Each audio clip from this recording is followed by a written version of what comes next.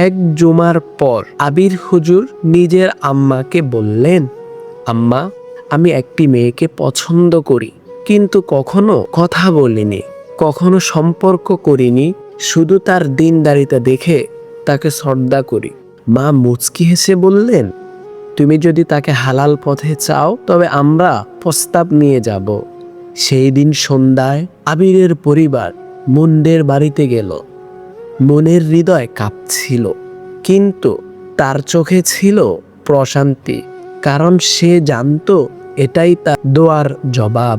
দুই পরিবারের আলোচনায় যখন জানা গেল যে ছেলেটি আবির, তখন মনের বাবা চুপচাপ আকাশের দিকে তাকিয়ে বললেন, আলহামদুলিল্লাহ। মন সেদিন সেজদায় পড়ে কেঁদেছিল, তবে সেই কান্না ছিল আনন্দের। বিয়ের দিন পুরো গ্রাম আনন্দে ভরে উঠল, কিন্তু কোনো অশ্লীলতা ছিল না, ছিল শুধু দোয়া আর বরকতের পরিবেশ। আবির কাবিননামায় স্বাক্ষর করে মনে মনে বললেন, আজ থেকে তুমি আমার আনামত আর আমি তোমার দায়িত্ব।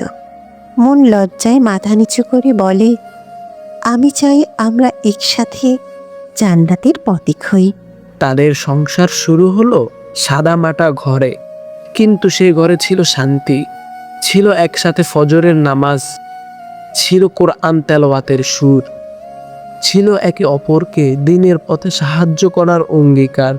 গ্রামের মানুষ বলতো, এটাই প্রকৃত প্রেম, যেখানে আগে আল্লাহ, তারপর ভালোবাসা। আবির মনের গল্পের প্রমাণ করে দিল, হালাল পথে অপেক্ষা করলে আল্লাহ সবচেয়ে সুন্দরভাবে দোয়ার জবাব দেন।